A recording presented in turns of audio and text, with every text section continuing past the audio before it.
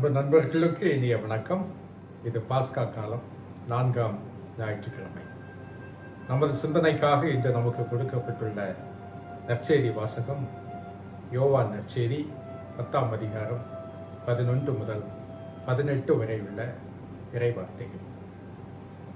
இந்த நற்செய்தி பகுதியிலே ஆண்டவர் இயேசு தன்னை நல்ல ஆயனாக வெளிப்படுத்துகின்ற பொழுது ஒரு ஆயனுக்குரிய தன்மைகள் பற்றியும் அவரது ஆடுகள் பற்றியும் நமக்கு எடுத்துரைக்கின்றார். பொதுவாக நல்லாயன் என்று நாம் காட்சிப்படுத்துகின்ற பொழுது ஆண்டவர் இயேசு தவறி சென்ற ஒரு ஆட்டை தன் தோளிலே சுமந்து கொண்டு வருகின்ற அந்த காட்சி தான் நமக்கு நினைவுக்கு வரும். ஆனால் இந்த வாசகத்தில் ஆண்டவர் இயேசு வழி தவறி சென்ற ஆடுகளை பற்றி பேசவில்லை. வழி தவறாமல் தன்னோடு இருக்கின்ற ஆடுகளை பற்றி, தன் குரலுக்கு செவி கொடுக்கின்ற ஆடுகளை பற்றி பேசுகின்றார். அந்த ஆடுகளை அவர் எப்படி பேணி பாதுகாக்கின்றார் என்பதை பற்றி பேசுகின்றார். இன்று கண்காணிப்பவர்கள், பேணி பாதுகாக்கின்றவர்கள், தலைமை பொறுப்பில் இருக்கின்றவர்கள் எப்படி நடந்து கொள்ள வேண்டும் என்பதற்கெல்லாம் இயேசுவின் இந்த தலைமை அணுகுமுறை ஒரு எடுத்துக்காட்டு, வழிகாட்டி என்பதால் ஆண்டவர் இயேசுவின் இந்த தலைமை அணுகுமுறையை பற்றி நாம் சற்று ஆழமாக சிந்திக்க வேண்டும். இன்றைய எனது சிந்தனைகளை நான் 2 வசனங்களின் அடிப்படையிலே தொகுத்து தர விரும்புகின்றேன். முதல் வசனம், நல்ல ஆயன் தன் ஆடுகளுக்காக தன் உயிரையே கொடுப்பான். இந்த வசனம் ஆயன் தன் ஆடுகள் மீது கொண்ட உயர்ந்தபட்ச அன்பையும் உயர்ந்தபட்ச தியாகத்தையும் ஈகையையும் அது எடுத்துரைக்கின்றது. ஒரு ஆயன் தன் ஆடுகளுக்காக உயிரையே கொடுக்கின்றான் என்றால் அதற்கு அடிப்படை காரணமாக 2 சொல்ல முடியும். ஒன்று, அந்த ஆயன் ஆடுகளை தனதாக பார்க்கின்றான். ஆடுகள் தனக்கு சொந்தமானவை, a sense of belonging. இந்த ஆடுகள் அந்நியம் அல்ல என்ற ஒரு உணர்வு தான் அடிப்படையிலே அந்த ஆடுகளுக்காக தன்னையே கையளிக்க அந்த ஆயனை தூண்டுகின்றன.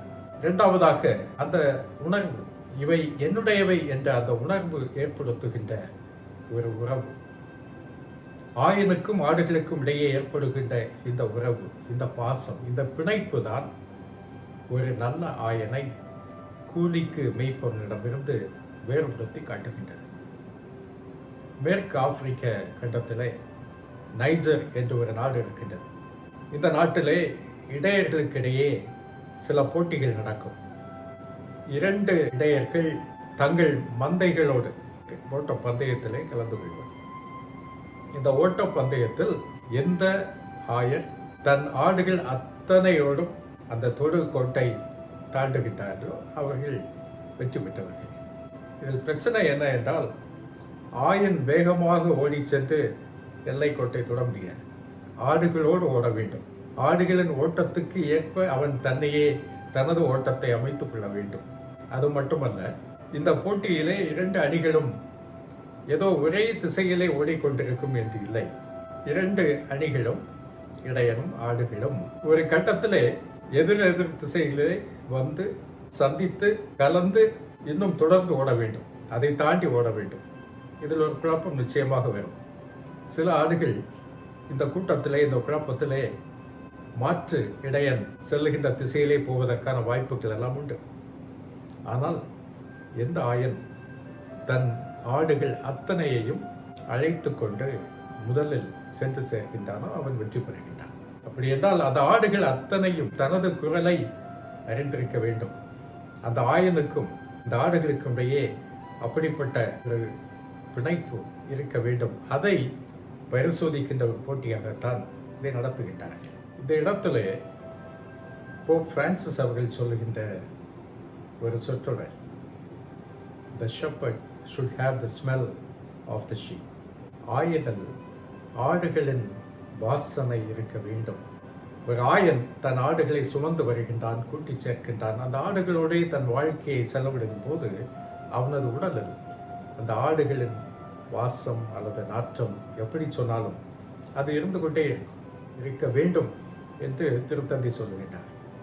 அப்பொழுதுதான் அந்த ஆயனுக்கும் அந்த மக்களுக்கும் இடையே நெருக்கம் இருக்கின்றது என்பதை புரிந்து கொள்ள முடியும் என்று அவர் சொல்லுகிறார். இது நாற்றம் அடிக்கின்றது, விலகிச் செல்லுங்கள் என்று விலகிச் செல்லுகின்ற ஆயர்கள் நல்ல ஆயர்கள் அல்ல. அவர்கள் இயேசுவை புரிந்து கொள்ளாத ஆயர்கள். நான் இப்படி சொல்லும்போது இது ஏதோ ஆயர்கள், பேராயர்கள், அருட்பணியாளர்கள் என திருச்சபைகளில் ஒரு சிலரை நாம் குறிப்பிட்டு சொல்லுகின்றோமே, அவர்களை பற்றி மட்டும் பேசுவதாக நினைக்க வேண்டாம். வழிகாட்டுகின்ற பொறுப்பில் இருக்கின்ற அத்தனை பேருக்கும் இது பொருந்தும். அது அருட்பணி பேரவை நிர்வாகிகளாக இருக்கலாம், அன்பியங்களில் இருக்கின்ற நிர்வாகிகளாக இருக்கலாம். எனக்கு அதிகாரம் இருக்கின்றது என்று ஒருவர் நினைக்க ஆரம்பித்தால் நல்ல ஆயனே இல்லை.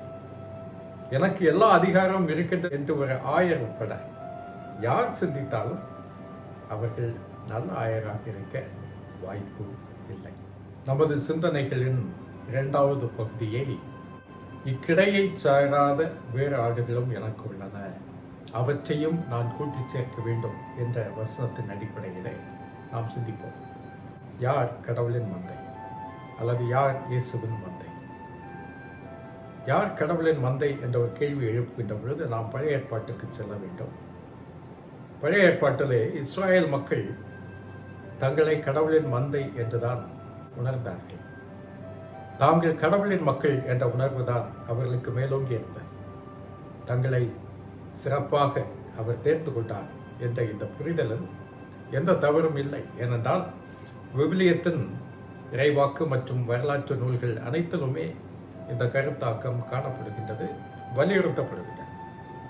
ஆனால் தாங்கள்தான் கடவுளின் மக்கள் என்று இந்த கருத்தாக்கத்தை சுருக்குகின்ற போதுதான் பிரச்சனை வருகின்றது.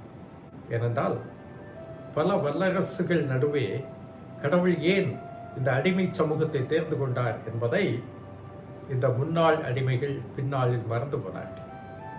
அவர்களும் மற்றவர்களைப் போல அடக்கி ஆள ஆரம்பிக்கின்றார்கள், பேரரசை கட்டுகின்றார்கள், அடிமைப்படுத்துகின்றார்கள். எனவேதான் கடவுள் வரலாற்றிலே அவர்களை சிதறடிக்கின்றார், மீண்டும் அடிமைகளாக்குகின்றார். இப்படியாக வரலாறு தொடர்கின்றது. ஒரு காலகட்டத்திலே இஸ்ராயேல் மன்னர்களை அபிஷேகம் செய்த கடவுள் பாரசீக மன்னன் சைரஸை அபிஷேகம் செய்கின்றார். உன்னை பெயர் சொல்லி அழைத்தேன் என்ற அந்த வாக்கு சைரஸுக்கு வழங்கப்படுகின்றது.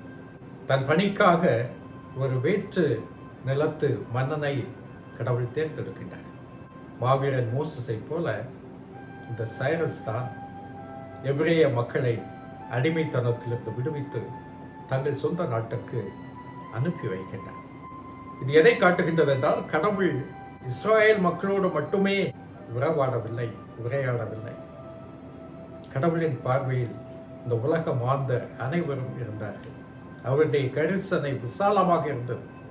ஆனால் இதை இஸ்ராயேல் மக்கள் உணர்ந்து கொள்ளவே இல்லை. இந்த பிரச்சனை இயேசுவின் காலத்திலும் இருக்கின்றது. இயேசு சில இடங்களில், குறிப்பாக மத்தேயு நற்செய்தியிலே 2 இடங்களிலே தனது பணி இஸ்ராயேல் மக்களுக்காக மட்டுமே என்று சொல்வதாக அமைந்திருக்கிறது. இது ஏன், இதன் பின்னணி என்ன என்பதை பற்றி பின்னர் நாம் இன்னொரு இடத்திலே அதை பற்றி பேச முடியும். ஆனால் நற்செய்தியின் பல இடங்களில், அதிகமான இடங்களிலே இயேசு புறையின மக்களோடு பேசுகின்றார், உரையாடுகின்றார், போதிக்கின்றார். யோவான் நற்செய்தியிலே சமாரியர்களுடைய ஊரிலே இயேசு தங்கி பணியாற்றுவதாக நாம் பார்க்கின்றோம். பல்வேறு இடங்களிலே யூதர்களை விட ஏனையோர் விசுவாசத்திலே ஆழ்ந்திருக்கின்றார்கள் என்பதை சுட்டிக்காட்டுகின்றார்.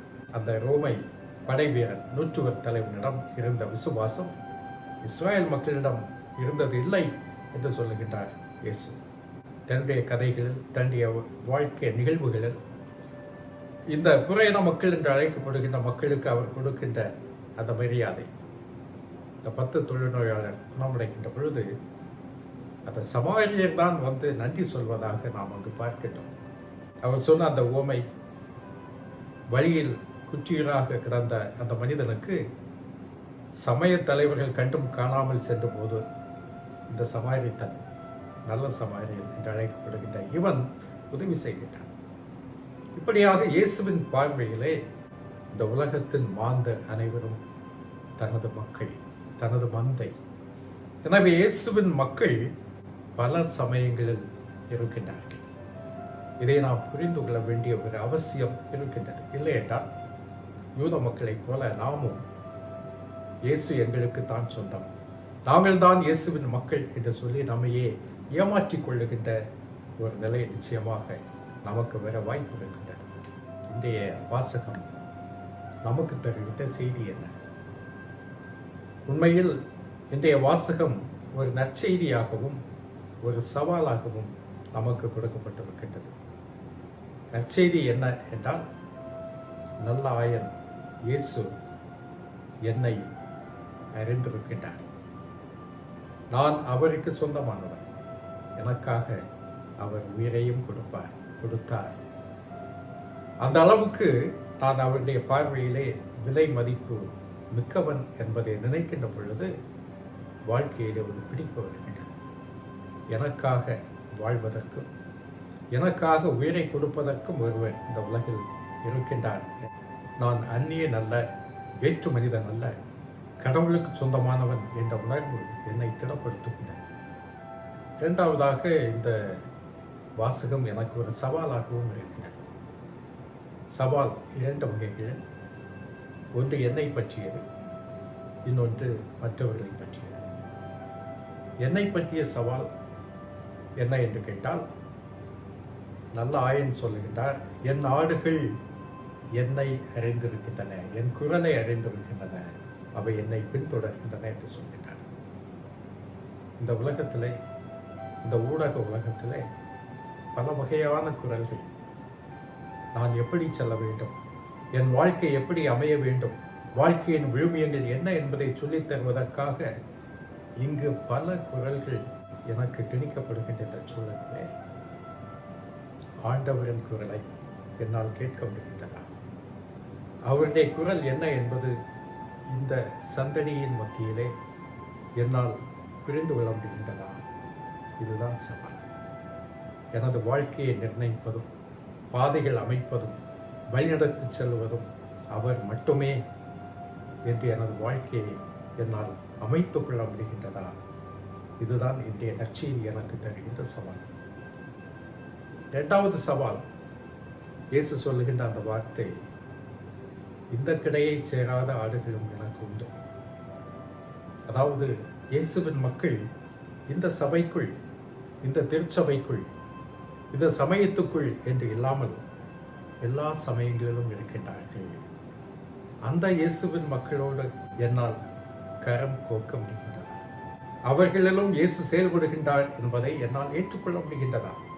எனது திருச்சபையை சாராதவர்கள், எனது சமயத்தை சாராதவர்கள் எனக்கு அச்சுறுத்துதல் அல்ல.